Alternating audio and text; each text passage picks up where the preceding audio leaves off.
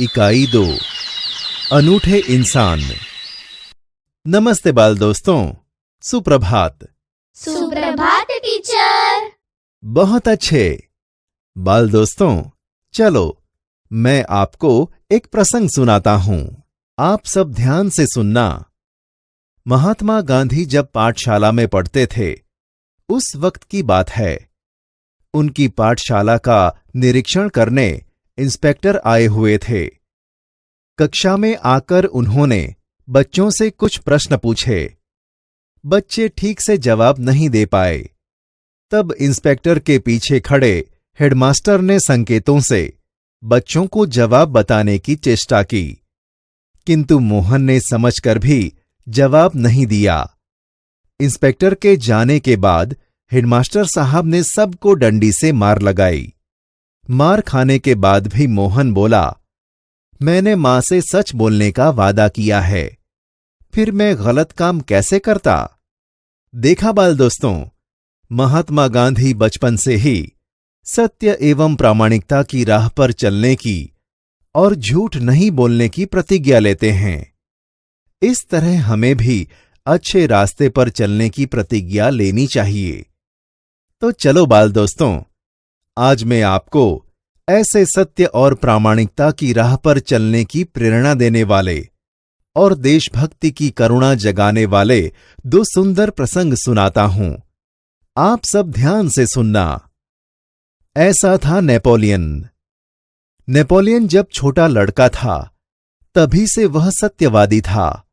एक दिन वह अपनी बहन इलाइजा के साथ आंख मिचौनी खेल रहा था। इलाइजा छिपी थी और नेपोलियन उसे ढूंढने के लिए इधर उधर दौड़ रहा था। अचानक वह एक लड़की से जा टकराया। लड़की अमरूद बेचने के लिए जा रही थी।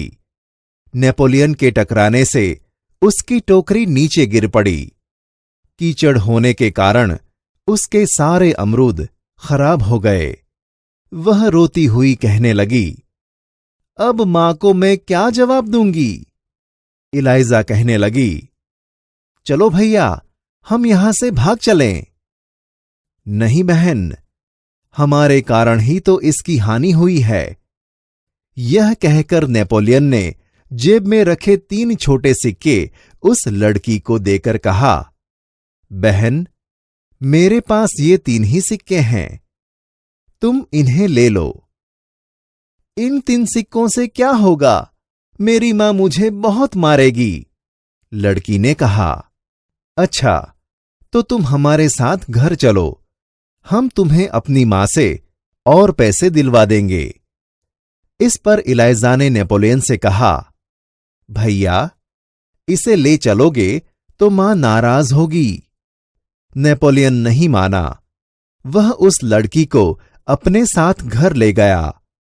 मां को घटना की जानकारी देकर वह बोला, मां, आप मुझे जो जेब खर्च देती हैं, उसमें से इस लड़की को पैसे दे दीजिए।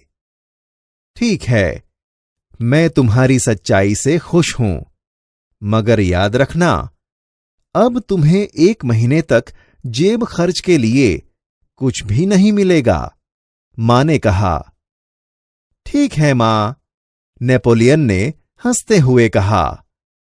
मां ने उस लड़की को 2 बड़े सिक्के दिए। वह खुशी खुशी घर लौट गई। नेपोलियन को धक्का देने की सजा तो मिली, परंतु सत्य के पथ पर चलने के कारण उसे यह सजा भुगतने में अद्भुत आनंद आया। वास्तव में नेपोलियन सच्चाई के पथ पर चलने वाला इंसान था। बचपन से ही उसे खुद पर दृढ़ विश्वास था और दृढ़ इच्छा शक्ति भी। देखा बाल दोस्तों, नेपोलियन बचपन से ही सत्यवादी थे और बचपन से ही सच्चाई के रास्ते पर चलने वाला इंसान था। इसलिए हमें भी अपने आप पर दृढ़ विश्वास रखना चाहिए और सच्चाई के रास्ते पर चलने की प्रतिज्ञा लेनी चाहिए। चलो अब हम दूसरा प्रसंग सुनते हैं। सच्चा दान। मालबार केरल की बात है।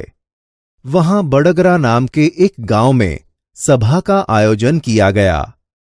गांधी जी ने अपने भाषण में सभा में उपस्थित सभी बहनों से जेवरों की भीख मांगी। बहुत सी वस्तुएं भेंट में मिलीं। अपना भाषण समाप्त करके गांधी जी उनको नीलाम करने लगे। उसी समय कौमुदी नाम की 16 वर्ष की एक कन्या धीरे से मंच पर चढ़ आई। उसने एक हाथ की सोने की चूड़ी उतारी और उसे गांधी जी को देते हुए बोली, क्या आप मुझे अपने हस्ताक्षर देंगे? गांधी जी हस्ताक्षर कर ही रहे थे कि उसने दूसरे हाथ की चूड़ी भी उतार दी। यह देखकर गांधी जी ने कहा, अरे पगली लड़की, दोनों चूड़ियां देने की जरूरत नहीं है। एक ही चूड़ी लेकर मैं तुम्हें अपने हस्ताक्षर दे दूंगा। इसके उत्तर में कौमुदी ने अपने गले का स्वर्णहार उतार लिया।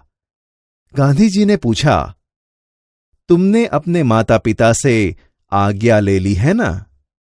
बिना कोई उत्तर दिए उसने कानों में से रत्न जड़ित बूंदे भी निकाल लिए। गांधी जी ने पूछा, तुमने इन आभूषणों को देने के लिए अपने माता पिता से आज्ञा ले ली है ना? कौमुदी कुछ उत्तर देती इससे पहले ही किसी ने कहा, इसके पिता तो यही है ना? मानपत्रों की नीलामी में वही तो बोली लगवाकर आपकी मदद कर रहे हैं। अब गांधी जी ने कौमुदी से कहा, तुम्हें यह तो मालूम होगा कि ये गहने दे देने के बाद तुम फिर नए गहने नहीं बनवा सकोगी। कौमुदी ने यह शर्त दृढ़तापूर्वक स्वीकार कर ली। गांधी जी ने हस्ताक्षर करने के बाद यह वाक्य लिख दिया, तुम्हारे इन आभूषणों की अपेक्षा तुम्हारा त्याग ही सच्चा आभूषण है। सच है, देश प्रेम से बढ़कर कुछ नहीं। देखा बाल दोस्तों, यह कहानी में केरल में रहने वाली कौमुदी नाम की एक 16 साल की लड़की में सच्चाई है।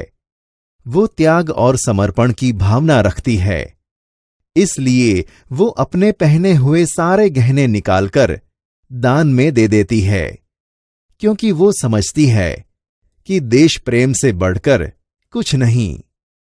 बाल दोस्तों, इस 2 प्रसंग से हमें देश प्रेम, त्याग, सच्चाई और करुणा की भावना की सीख मिलती है, जो हमें जीवन काल तक बहुत काम आएंगी।